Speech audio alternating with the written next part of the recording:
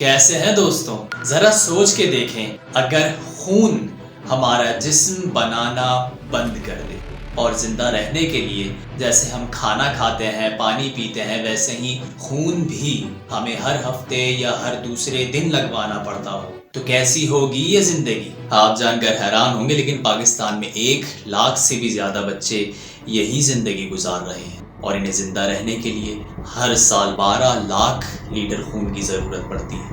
میں بات کر رہا ہوں ایک انتہائی نظر انداز کیے جانے والے مسئلے کی، تھیلیسیمیا کی، جو پاکستان میں ایک وبائی شکل اختیار کر رہا ہے، جس میں ہر سال 8,000 بچوں کا مزید اضافہ ہوتا جا رہا ہے۔ اس ویڈیو میں آپ سے ان میں سے ایک بچے کی کہانی شیئر کروں گا اور ہم جانیں گے کہ ہم کیا کر سکتے ہیں اپنے بچوں کو اس مسئلے سے بچانے کے لیے۔ آئیے اس کہانی کے ذریعے اس مسئلے کو گہرائی سے سمجھتے ہیں۔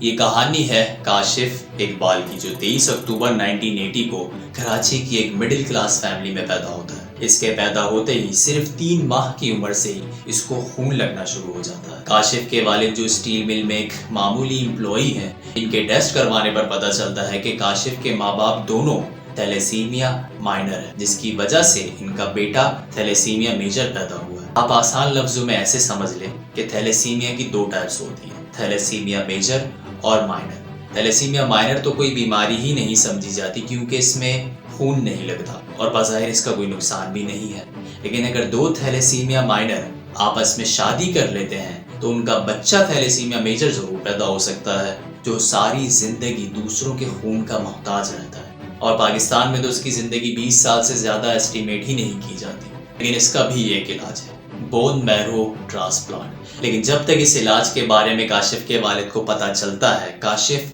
14 سال کا ہو چکا تھا، سال 1994 میں، یعنی اگر ایوریج ایج کے لحاظ سے دیکھیں تو کاشف کے پاس اب صرف 6 سال ہی بچے ہیں۔ اگر اس سے پہلے یہ علاج ہو جاتا ہے تو کاشف کی جان بچائی جا سکتی ہے، لیکن کیونکہ یہ علاج بہت مہنگا ہے اور اس وقت صرف لندن یا اٹلی میں ہی ہوا کرتا تھا، کاشف کے والد اسے افورڈ نہیں کر سکتے تھے۔ اس کے لیے وہ 1 سال تک اسکولز اور کالجز میں کئی ساری چیریٹی کیمپنگ چلاتے ہیں، لیکن 4-5 لاکھ سے زیادہ کچھ نہیں کر پاتے۔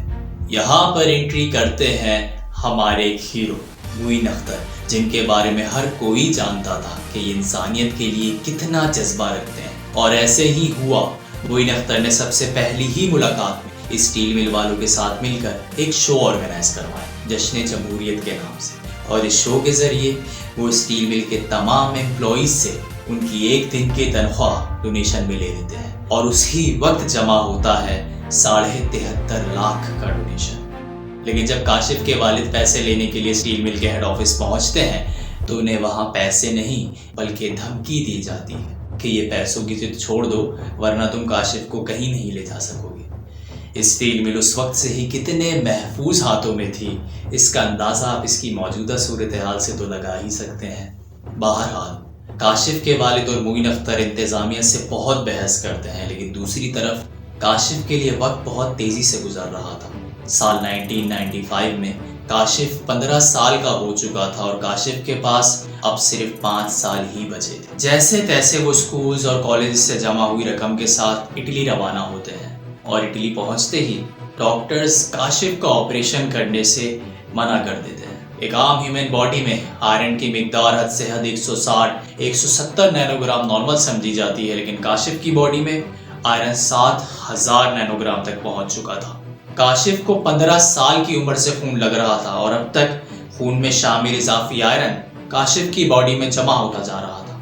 اس بون میرو ٹرانسپلانٹ کے لیے ضروری تھا کہ سب سے پہلے ہم اس اضافی آئرن کو باڈی سے باہر نکالیں، اور اس آئرن نکالنے کے پروسیس میں کم سے کم 1 سال کا وقت مزید لگنا تھا، لیکن کاشف کے والد کے پاس 1 سال تک رکنے کے پیسے نہیں تھے اور نہ ہی ان کے پاس کوئی واپسی کا راستہ تھا۔ ایسے میں ایک انجان شخص ان کی مدد کرتے ہیں، مجیب الرحمان، جو نہ ہی صرف انہیں اپنے پاس لندن بلوا لیتے ہیں بلکہ اپنے دوستوں کے ساتھ مل کر کاشف کے تمام تر اخراجات بھی پورے کرتے ہیں، اور اس طرح سے شروع ہوتا ہے لندن کے رویل فری ہاسپٹل میں کاشف کا علاج۔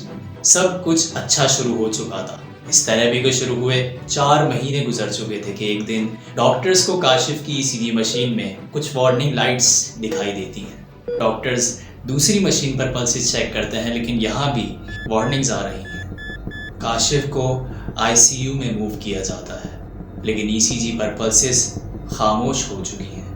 ڈاکٹرز اپنی پوری کوشش کرتے ہیں، لیکن کاشف کے والد دیکھتے ہیں کہ کاشف کی آنکھ، ناک اور کان سے خون کی دھار بہہ رہی ہے، اور ڈاکٹرز اسے روکنے کی کوشش کر رہے ہیں۔ اب تک کاشف کے والد کو احساس ہو چکا تھا کہ کچھ برا ہو گیا ہے، اور کچھ ہی دیر میں ڈاکٹرز کاشف کی موت کو کنفرم کر دیتے ہیں، اور 15 مارچ 1996 کو صرف 16 سال کی عمر میں کاشف اس دنیا سے چلا جاتا ہے۔ زیادہ تر تھیلیسیمیا میجر کے بچوں کی موت کی وجہ آئرن کی زیادتی کی وجہ سے کارڈک کمپلیکیشنز سے ہوتی ہیں، اور کاشف کے ساتھ بھی یہی ہوا۔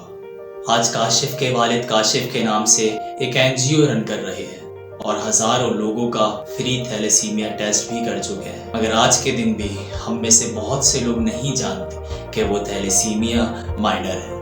اس مسئلے کو انڈر ایسٹیمیٹ نہیں کریں دوستو، کیونکہ اس ویڈیو کی شروعات میں جو میں نے 12 لاکھ لیٹر خون کی ضرورت آپ کو بتائی تھی، یہ تو انتہائی منیمم نمبرز ہیں۔ اصل میں تو ایج کے ساتھ ساتھ اس میں خون کی ضرورت بھی بڑھتی جاتی ہے۔ شروعات میں مہینے کی 2 بوتلیں، پھر 4، اور پھر یہ 8 سے 10 تک بھی جا سکتی ہیں، اور کاشف کے ساتھ بھی یہی ہوا تھا۔ ایک طرف اس کی باڈی سے آئرن نکل تو رہا تھا، لیکن دوسری طرف بھر بھر کے اس کو خون بھی لگ رہا تھا۔ جس وقت کاشف کی موت ہوئی، اس وقت اس کی باڈی میں آئرن 11,000 نینو گرام تک پہنچ چکا تھا، اور یہ تو صرف ایک کاشف اقبال کی کہانی تھی جو بھی آپ نے سنی۔ ایسے 8,000 کاشف ہر سال پاکستان میں پیدا ہو رہے ہیں۔ کہاں سے لائیں گے اتنا خون ان بچوں کے لیے؟ یاد رکھیے گا، جب 2 تھیلیسیمیا مائنر آپس میں نکاح نامے پر دستخط کر رہے ہوتے ہیں تو وہ دستخط کسی کاشف کی موت کے فرمان پر بھی ہو سکتا ہے۔ اس کا علاج صرف اویئرنیس ہے۔